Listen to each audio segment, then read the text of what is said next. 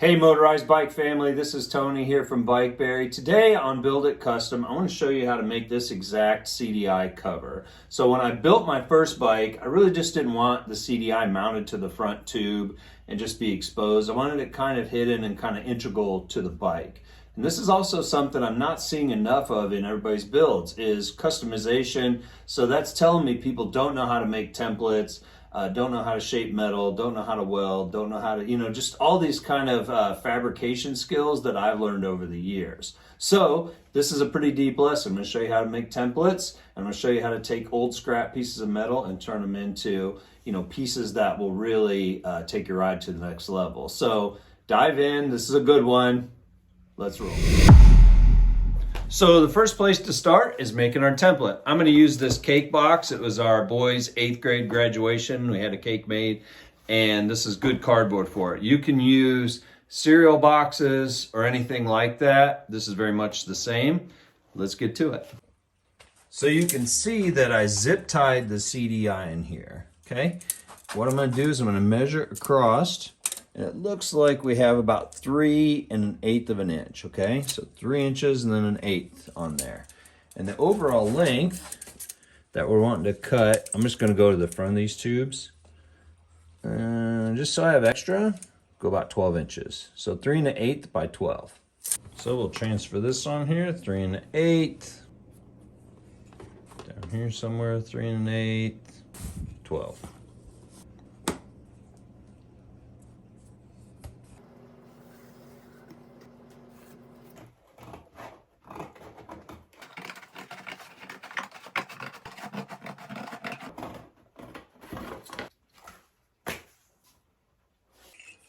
So it looks like from, let me see, from that tube to there is around 3 1/2.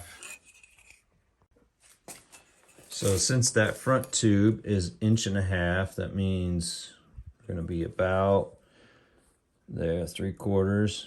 So that tube is gonna come in something like that, right? So then we wanna go 3 1/2 back from there, put a dot, and then kind of find your middle. So if it's 3 1/8, we'll just kind of center it and then do 3. So that's pretty close there, right? So that'll be our center point. Then what we want to do is measure the top tube and see what its width is, because that's going to determine the width of, how we cut it, how narrow we cut it to on the tail end of that. So it looks like these tubes are like 7/8. Mark that, 7/8. Go over here, mark that 7/8, like that. And then we're just going to draw a line. Like that. So our front tube is around 1 1/2 inches. By the time you look at it right here. So like I did earlier, we'll split that. So it's 3/4 of an inch from there to there. And then we'll make that, we'll find the center line here. I like to center things. So if we do there, that's the center point, right? And then if we do 1 1/2 inches center, that's 3/4 there, there. See how centered that is? Like that, okay? I usually just find cans and things like that that are about the same diameter. And how far the marker sticks away from the can. It should be 1 1/2 inches perfectly. Nice, huh? So it has the 2 basic cutouts that we need for the front tube and then those 2 top curved tubes. We'll cut out this center part, okay? So this is where it gets a little tricky, because that top piece is not going to be resting on these tubes. It's going to be resting on the CDI and then tapering down to be fastened to here. We'll take our template piece here, start to fit things together and figure out what the curve is for the side pieces. So I'm going to take some of these small finish nails and get this positioned where I want it. And I'm gonna find the hole. I'm gonna put this nail in it. So making sure everything is where I want it. And we'll find the next hole and we'll put the nail in this one. So you just feel where things are. It's just right there. So you just poke it in. Now we know where our screw holes go, make our real one. But you see how this is gonna float high off of these things, but then taper down and touch back here. And then what we'll do is we'll take some tape and we'll just gently tape down these back end parts.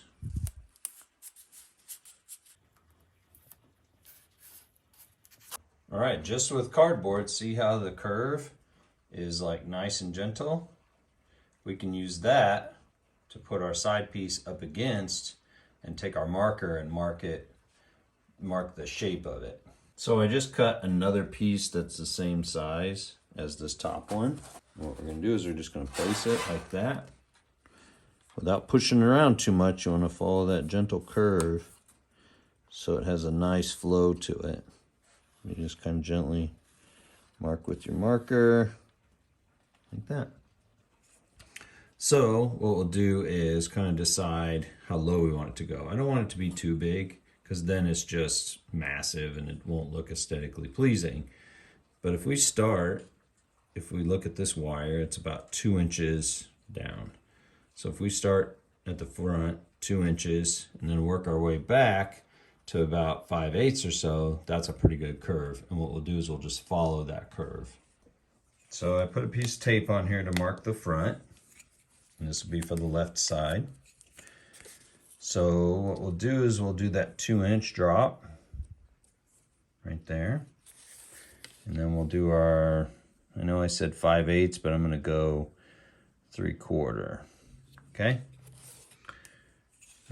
This is where it gets a little tricky. So you gotta kind of figure out, do you want to follow a curve like that, which matches pretty well. See that from the side? Matches the top pretty well. So how to do that, you kind of gotta tape your ruler. This is why stainless steel rulers are cool, because you can bend them. Remember, this is your template, so this is where you can kind of fiddle around and give yourself some wiggle room to make your adjustments, right? I think I'm pretty happy with that. Like that. So now let's cut it out. So you can see that it's the right length, the top curve is right. The bottom one could use a little more curviness to it, so we'll adjust that. But also it just needs some more style, right? Some angles cut. Probably make this up here more rounded. Because you can see that I did on this one as I kept adjusting it and figuring it out. I was like, oh, what makes it more aesthetically pleasing? Well, I can cut that rounded, right? Cut that kind of tapered back, right? So let's make those adjustments. Just freehand it. Like that, okay? And this is where you can just learn to draw and freehand stuff. Kind of bring it up. You're just following that line there. Right, something like that. Just give it a little more lift.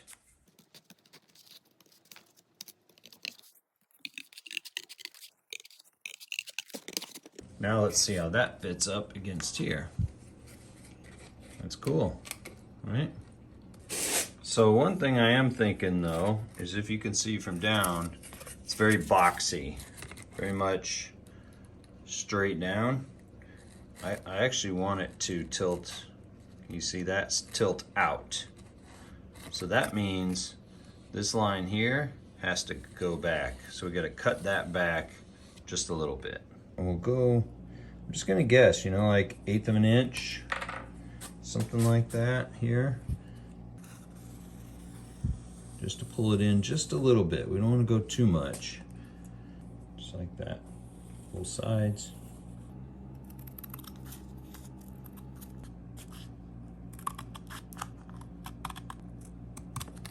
Yep, so it still looks the same, it's just a little narrower.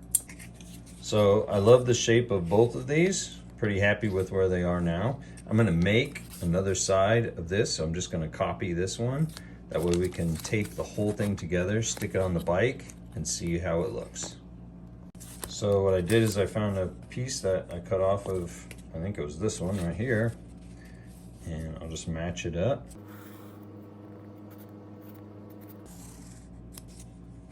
Pretty much like that. To make it the same size, you pretty much want to cut any of the lines that you drew on there away. Then it'll be accurate.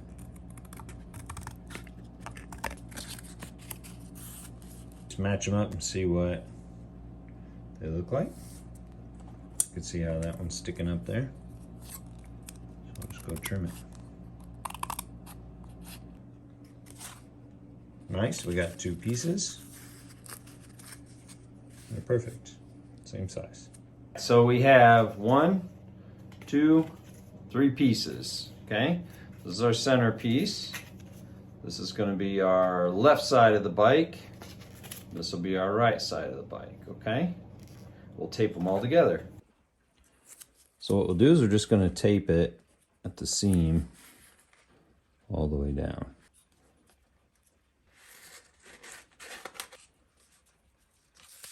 Same for this other side. All right, so now it's successfully mocked up. You can see that it has a little bit of an outward angle to it. So I like to use scrap metal. And what this is this is like a log cradle. See, it's got little feet on it. This handle here for next to your fireplace. So you'd hold logs in there like this. And what I do is I leave it outside to get rusty and all that stuff. So then we can use it for our projects. So let's turn this into that. So let's remove our template from the bike. It's just really held on with these 2 pieces of tape on the end. So I've taken the feet off, the handle off, and then I flattened the whole piece of sheet metal, okay? I love this rusty side. It looks so good. This side, I'm not as interested in. It has too much brassy look to it, too much rust in the middle. Because the goal is to transfer our template to the sheet metal. So the question is do we want to flatten this and have it as one piece, or do we make it in 3 separate pieces? My gut is telling me to flatten it and make it out of one piece. So obviously it's curved, so we can't flatten it totally. Okay, not yet anyway. So I'm going to take off this piece of tape on the back end here, along with this one, and then see how flat we can get it. Getting closer, okay? So I'm going to peel this one off,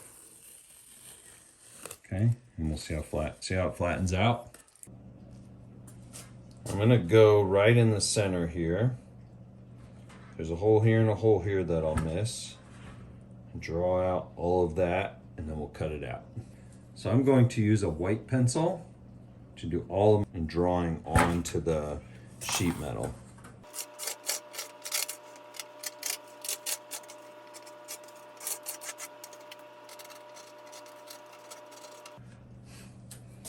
You're going to need to sharpen it a lot.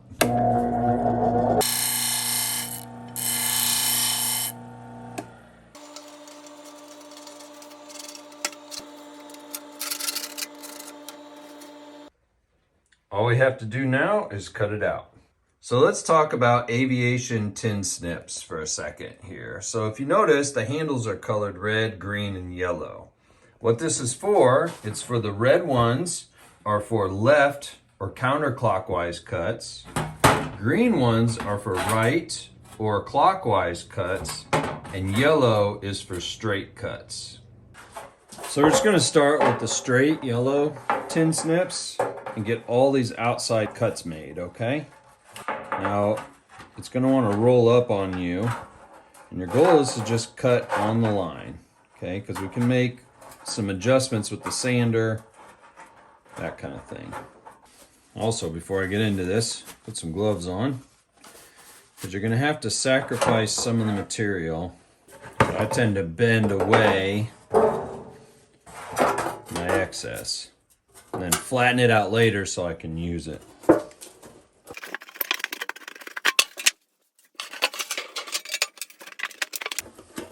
Cut past a little bit.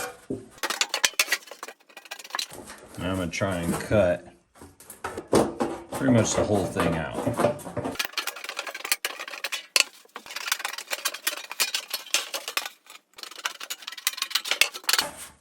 Going to bend away. See how I'm not really destroying this too much? Try not to kink it.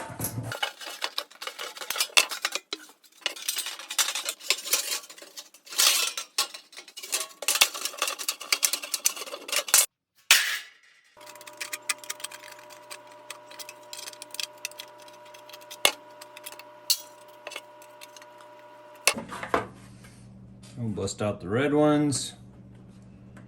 Put this curve here.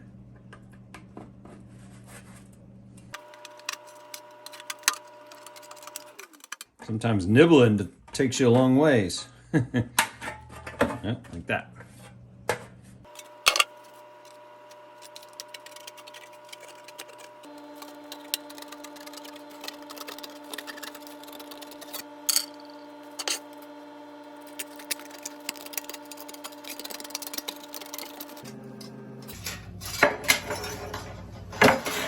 All right, so you can see that we have the same shape as, oops. This is our template, and this is our piece here. So now what we have to do next is we have to fold it, okay? That way we have the sides and the top. So what we'll do is we'll just line up the edges here on this table and make our bends that way. Just line it up so it's nice and straight here and there. And then just start using your hand to hit that edge. That's pretty good. See how that looks? Looks pretty good. And of course, the other side's a little more tricky, but not much. Start turning here.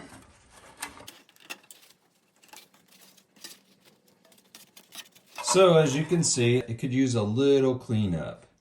So let's go over to the sander. Yeah, like especially like right here. See how that's kind of jagged? So let's go over to the sander and see if we can take care of some of that.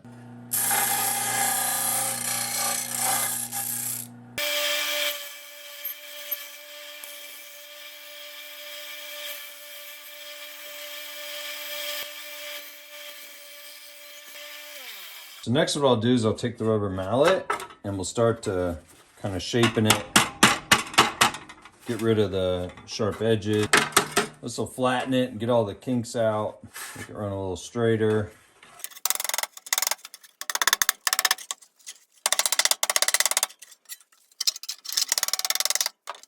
Sometimes a ball peen hammer to flatten things.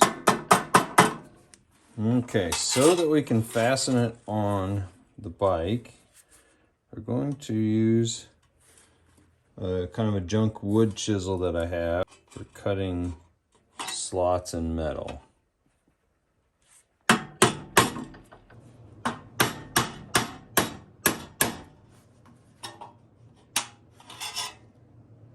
So it looks like that, okay?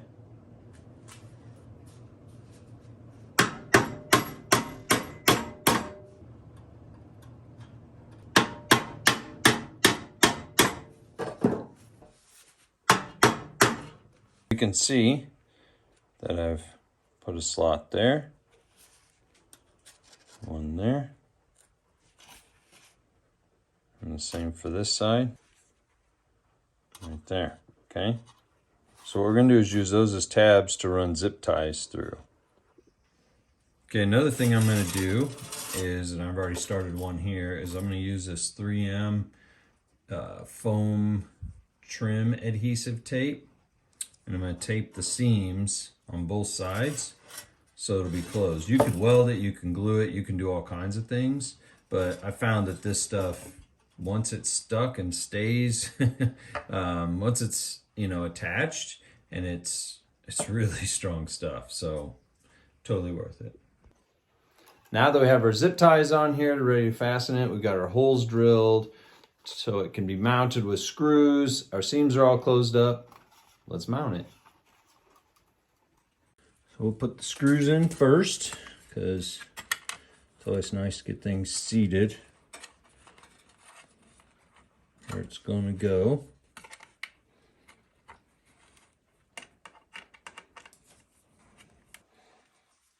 Okay. Get the screws all the way in, then I'll stay pretty much where we want it to go, and then we'll zip tie the back ends down to the tubes.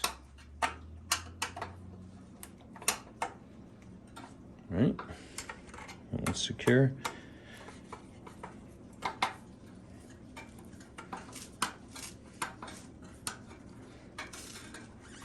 All right, that's good. Okay, feeding our zip tie up through this way, and then around down through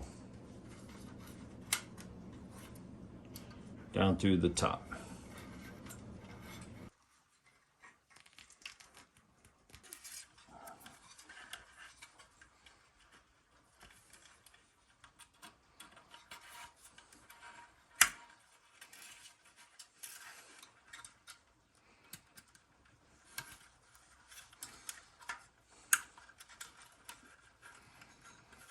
Okay, going to the south side. Well, all right, we've got a cover on here that covers our CDI. Goes with the bike build that we're going for. It's got 2 screws here that hold tight, zip ties here, so then you can remove it if you want. There's probably other ways that you could connect everything together, but this works really well and has for me on the other one. But I'm glad to finally make it out of metal because it's severely needed it. But yeah, with these grips and that seat and everything, now I'll probably, I don't know, probably throw some more finish on it or something like that. But for right now, it's good. As I kind of feel out the rest of the build, we'll just see.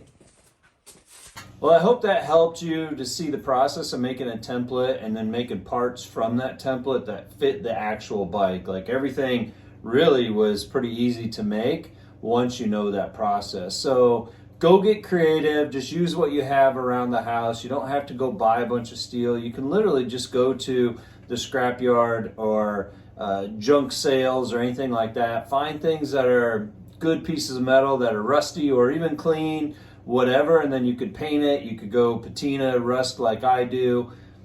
You know, sky's the limit, right? So remember, we're giving this bike away. Links will be in the bottom to join that.